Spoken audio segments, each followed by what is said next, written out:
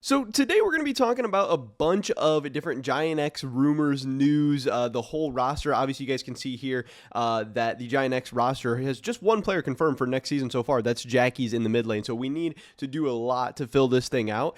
And there's even a possibility, which this is crazy, but it's super interesting, obviously, of maybe even Spica heading to Europe, Spica heading to the LEC. Now that we've seen Jojo Pune, I guess, break the seal of players possibly going from North America to Europe, maybe Spica is going to follow suit too. I don't know. But the clip we're going to be watching today is from our live stream we did over on Sheep Esports, the Twitch channel. You guys should definitely go check that out. I've uploaded the VOD onto YouTube, but obviously the VOD's over there as well. And hopefully we're going to do more of this in the future. So go drop us a follow, a sub, whatever. We appreciate you guys a ton. Let's get into this clip today and talk about how Spica could maybe end up in Europe, because that sounds pretty spicy to me. GiantX, obviously a team with a lot of blanks left to be filled in, and a team that's maybe getting a lot of rumors thrown around right now. Eros, what do you got for us about GiantX? Well, GiantX is one of the few teams that are doing tryouts on LEC, and they're still going on with the tryouts. They're mixing a bit up ERLs with LEC options. They try to get Qmon, they try to get Shio, they try to get 113, so they're still on this musical chair jungle spot that is going on right now. And also for support, because Ignar is leaving. I would say Patrick has really big chances of leaving GiantX, but it's not 100% because there is a really small chance that Patrick stays on GiantX next year. And Antonio is always a difficult topic, and I don't know what's going on with Antonio, not gonna lie. I know he no longer has contract with GiantX because he decided to break it to play some poker thing on Czech Republic. Big balls, not gonna lie. So yeah, that's a bit. I think they will end up their tryout soon. And yeah, of course, everyone is interested on Jake, and GiantX is one of those teams. Yes. I also want to say that for me, the jungler, like the future of Jake is not decided yet. I don't know if there are preference. To be honest, I think both teams are trying to get him. So yeah, we will see. And basically, what I say, the all lane is still to figure out who is going to be. Yeah, that's it. I see people are putting like TH3 poker in the chat and stuff like that. So that was just making me laugh real quick. But I think if GiantX managed to get Yike and Mickey from G2, yeah, it would be a nice team, right? They may change can be Patrick. Really good. I'm not Spanish, by the way. I think GiantX can be really good next year. Yeah, Jackie is. I think unless the last split, he was really good. He showed that he has talent. Jake was in Worlds probably the team that Europe had more hope on them. And Mikix was also there.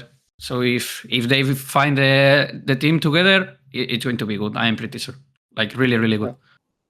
But so far, this is just a potential roster. They consider other junglers, other supports. ADC is completely undecided yet. So we'll have to see. Something that just recently kind of came across my plate today that I know people are putting in the chat a lot, people put it on Twitter a lot as well. The name Spica kind of randomly being thrown around. I don't know if anyone can say anything about that, or if that's a meme, if that's, no, 100% Spica. It's a consideration for an LEC team. But it's like a domino thingy on jungle that goes really bad. I think first option for GiantX right now is Jake, but they also have other options saved in case Jake decides to go to another team, for example, Carminecor. So yeah, let's see how it's done. But if Spiga comes to Europe, will be insane, right? Will be a banger. Yeah. I agree with Eros. There are options to see Spica here in Europe.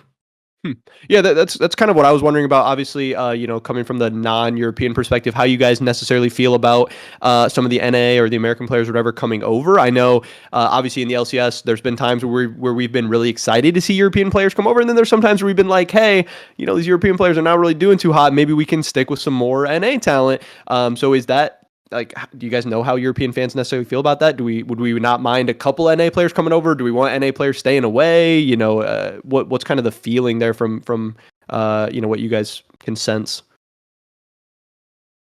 I'm happy if you can steal some of the top NA talents, because as a European fan, I've suffered during the golden age of Europe, when we were losing a lot of players all of seasons to NA.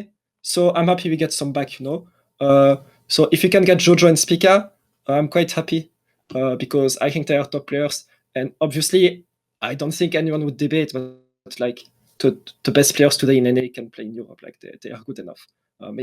Maybe 5 years ago, I would tell you no, because I'm really biased, but I think they can have their place here. Also, I think we need personalities. People that, people need to realize that this is a business, and entertainment. We need people. Yeah, exactly. We need people that people talk about them. Like Wipo, for example. We have some personalities also in Koi. I don't know. We need this kind of players, and I think Spica is one of them. So I will be so happy to see him in LEC. That's what I think. Yeah, no, I think it'd be cool. Obviously, it would suck to lose those guys from the LCS, but yeah, obviously, it'd be a big win for the LEC in a bunch of different ways. I'm also just curious to see how they would do over there. It'd be funny. Like, say Jojo and Spica come over and Smurf, like that's gonna increase the trash talk so much. Say Spica and Jojo come over and they suck, like that's a whole nother thing that people are gonna be able to meme about and be like, oh yeah, EU's so hard or whatever. But yeah, the fact that they are also both pretty big personalities and both pretty popular players, let alone how good or bad they are, I think is very, very interesting. Could be a big win. But then I also see, the other half, where every time we get an important NA now, people are like, oh, that's some, NA prospect spot that he just took. And you could kind of say the same thing for ERLs, like, oh, we could get another ERL player in there and let him be getting some experience, blah, blah, blah, blah, blah. So, I think there's always two sides to the story, and definitely two arguments. It just kind of depends if you're, I guess how European you are, or how against North America you are, or whatever. But that'll be something interesting. It's something we haven't necessarily seen a ton of. So it'd be cool. It'd be different, at least. Everything we are doing here at Sheep Esports for the rest of 2024 is powered by Holy. This is an awesome company that makes great tasting energy drinks that also just so happen to be healthier than the competition as well. They sent me this starter set deluxe, which comes with a Holy shaker and then 14 individual servings of Holy Energy, Holy Hydration, and Holy Iced Tea. So you get a ton of awesome stuff for a great price. And if you want to get even better price, check out the first link in the description below. Use discount code SE5 to get €5 off your first order, or SE10 to get 10% off your entire basket. If you guys want to help continue to allow us to provide the amazing coverage of both Worlds and the offseason that you guys know and love, definitely check out Holy, buy some stuff. It would mean the world to us. Thanks.